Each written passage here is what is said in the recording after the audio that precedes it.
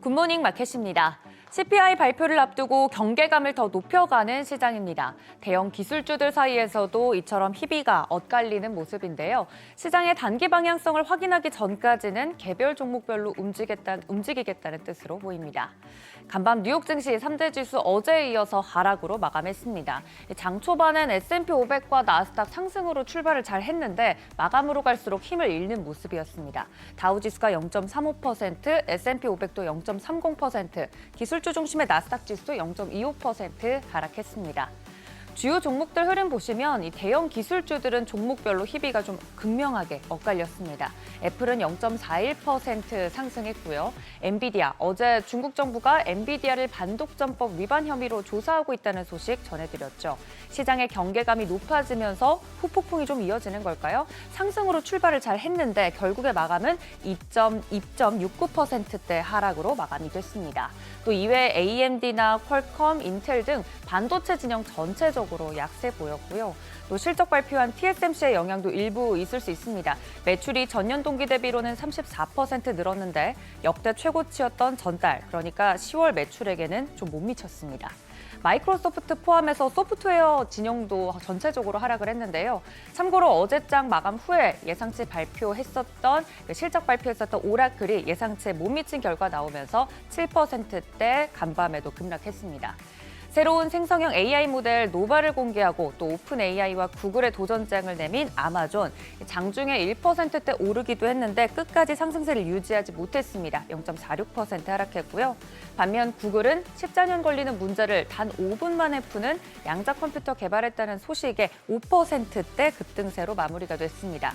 이 양자 컴퓨터는 구글이 자체 개발한 양자칩 윌로우가 장착됐다고 하는데요. 양자 컴퓨팅에 새로운 이정표를 세웠다는 평가를 받고 있습니다.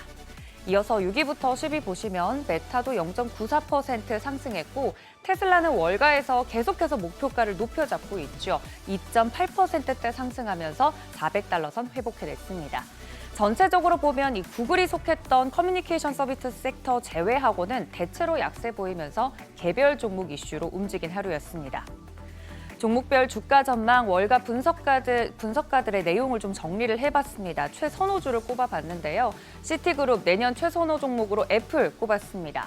예상보다 빠른 성장세가 나타나고 있다라고 평가를 했고 이어서 파이퍼 샌들러 같은 경우 알파벳이 제품 중심의 부활을 기대하게 한다며 내년 최우선주로 정했습니다.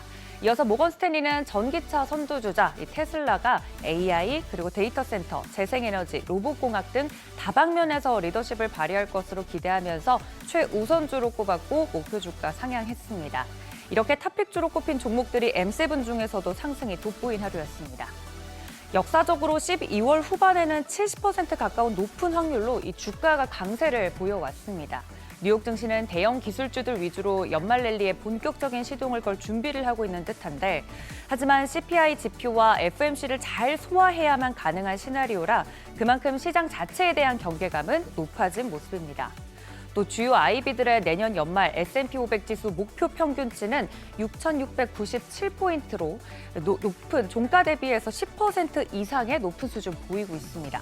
이번 연말 그리고 내년에 대한 긍정적인 전망이 이처럼 이어지곤 있습니다만 최근 조정다운 조정 없이 올라온 상태라 밸류에이션이 높은 부분은 시장의 부담으로 여전히 작용하고 있습니다. 전문가들도 지금 숨을 고르고 있는 상황이 단순히 12월 중순의 전통적인 계절적 약세일지 아니면 시장이 실제로 연말 급등을 소화하면서 다시 투자자들을 흡수하기 위한 조정인지 가늠해 볼 필요가 있다고 분석하고 있습니다. 한편 가상화폐 시장 롤러코스터 같은 흐름 보이고 있는데요. 리플의 자체 스테이블 코인이 뉴욕 금융서비스국으로부터 승인됐다는 소식에 리플 시세 분출하면서 2.3달러 선까지 단숨에 오릅니다. 변동성이 매우 큰 상황이고요. 이어서 미 국채 수익률은 일제히 오르면서 마감이 됐습니다. 2년물은 4.14%대, 10년물은 4.2%대 돌파해내는데요. 채권 시장도 CPI 대기 모드에 들어선 모습입니다. 이어서 국제유가는 중국의 경기 부양 기대감에 이틀째 상승 흐름으로 방향을 좀 잡습니다. WTI 배럴당 68달러 선에, 브렌트유는 배럴당 72달러 선에 마감이 됐습니다.